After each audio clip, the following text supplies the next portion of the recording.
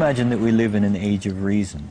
We can trace the present warming trend back at least 200 years, to the end of a very cold period in Earth's history. This cold spell is known to climatologists as the Little Ice Age. Let it snow, let it snow, let it snow. It doesn't show signs of stopping. In the 14th century, Europe plunged into the Little Ice Age. And where we would look for evidence of this are the old illustrations and prints and pictures of Old Father Thames. Because during the hardest and toughest winters of that Little Ice Age, the Thames would freeze over. And there were wonderful ice fairs held on the Thames, skating and people actually selling things on the ice. If we look back further in time, before the Little Ice Age, we find a balmy golden era, when temperatures were higher than they are today, a time known to climatologists as the medieval warm period.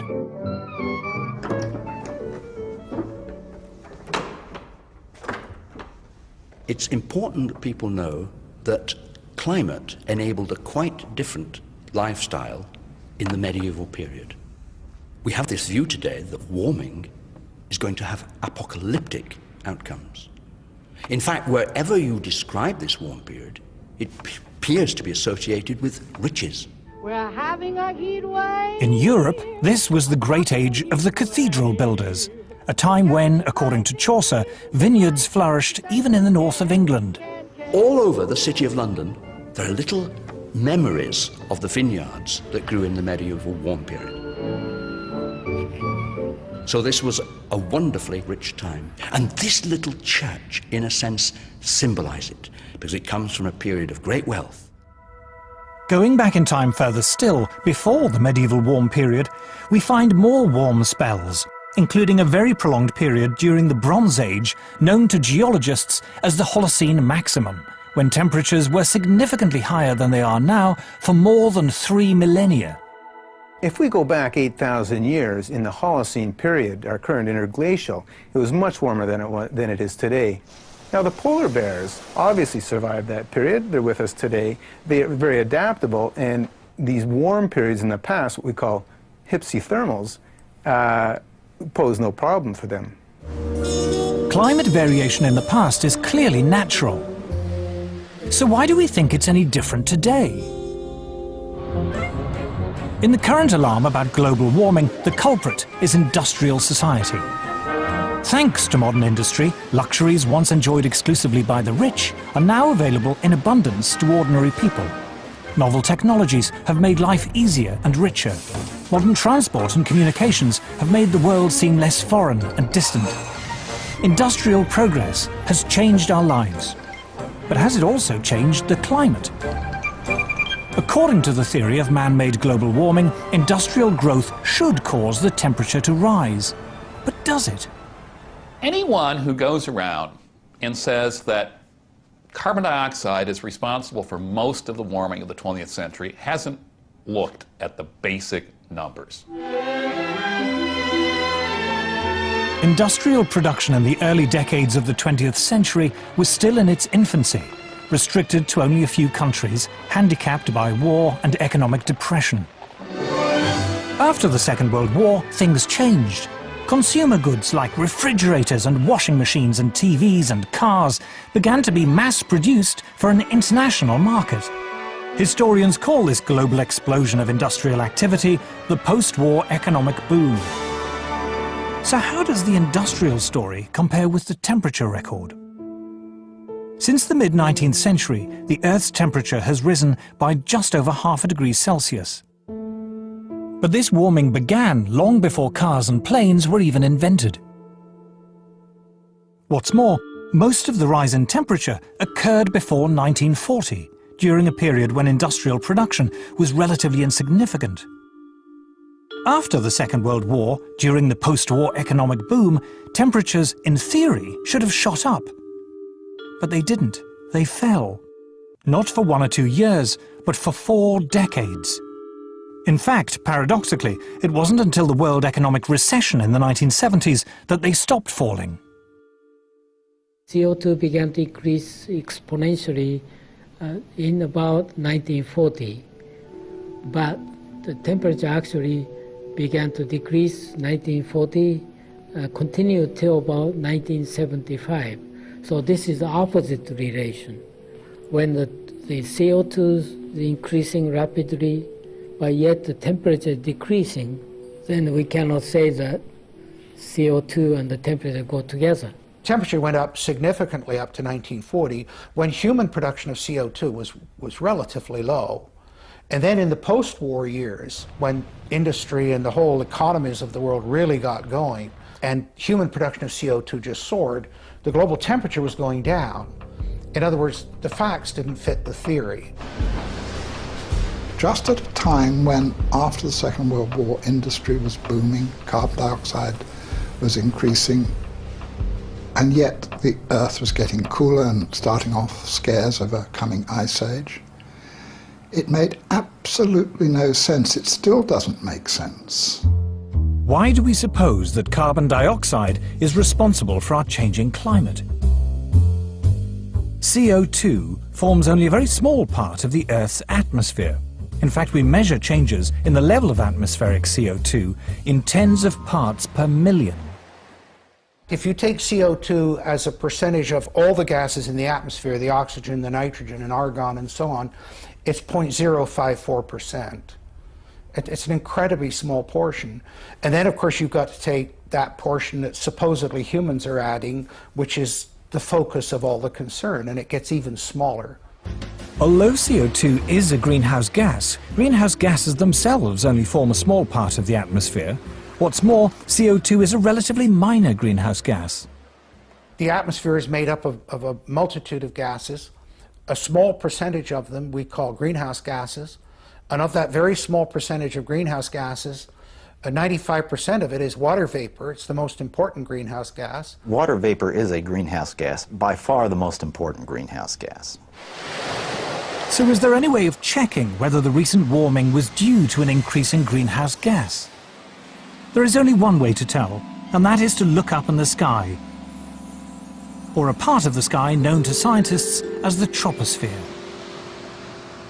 If it's greenhouse warming, you get more warming in the middle of the troposphere, the first 10, 12 kilometers of the atmosphere, than you do at the surface. There are good theoretical reasons for that, having to do with how the greenhouse works.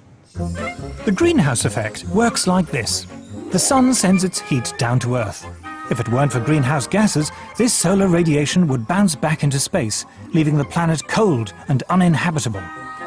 Greenhouse gas traps the escaping heat in the Earth's troposphere, a few miles above the surface. And it's here, according to the climate models, that the rate of warming should be highest, if it's greenhouse gas that's causing it. All the models, every one of them, calculates that the warming should be faster as you go up from the surface into the atmosphere. And in fact, the maximum warming over the equator should take place at an altitude of about 10 kilometers.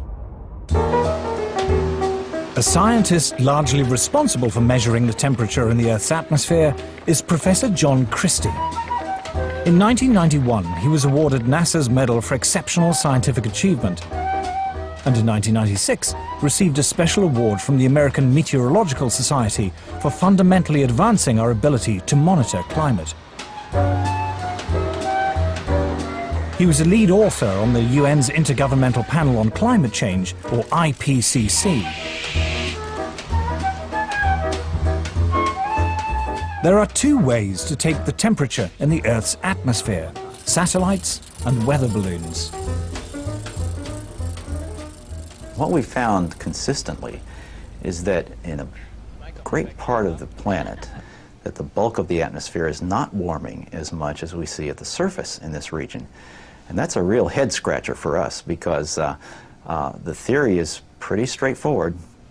And the theory says that if the surface warms, the upper atmosphere should warm rapidly. The rise in temperature of that part of the atmosphere is not very dramatic at all, and really does not match the theory that climate models are expressing at this point. One of the problems that is plaguing the models is that they predict that as you go up through the atmosphere, except in the polar regions, that the rate of warming increases. And it's quite clear from two data sets, not just satellite data, which everybody talks about, but from weather balloon data, that you don't see that effect. In fact, it looks like the surface temperatures are warming slightly more than the upper air temperatures. That's a big difference. That data gives you a handle on the fact that what you're seeing is warming that probably is not due to greenhouse gases. That is, the observations do not show an increase with altitude. In fact, most observations show a slight decrease in the rate of warming with altitude. So in a sense, you can say that the hypothesis of man-made global warming is falsified by the evidence. So the recent warming of the Earth happened in the wrong place and at the wrong time. Most of the warming took place in the early part of the 20th century and occurred mostly at the Earth's surface, the very opposite of what should have happened according to the theory of man-made global warming. I am Al Gore. I used to be the next president of the United States of America.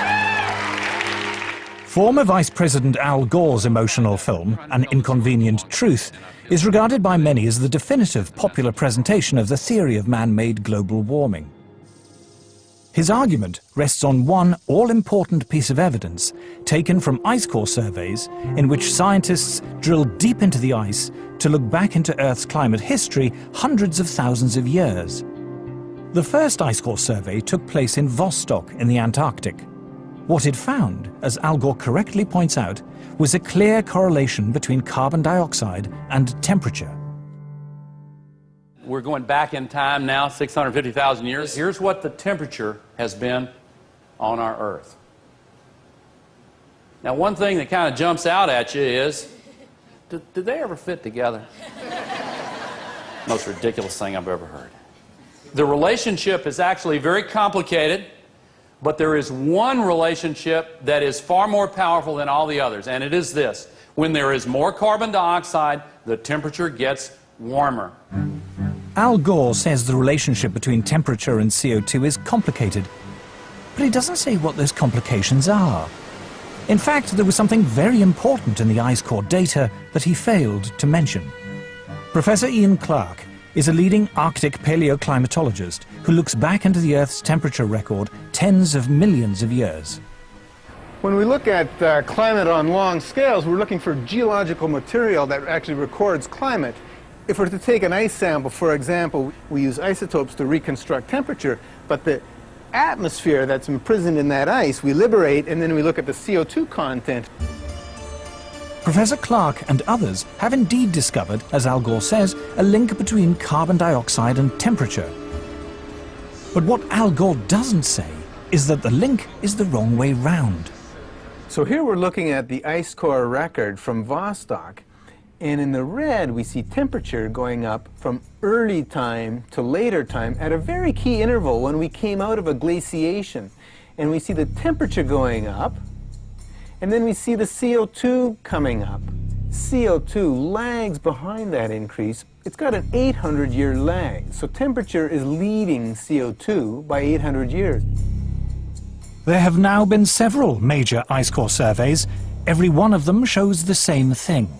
The temperature rises or falls, and then, after a few hundred years, carbon dioxide follows.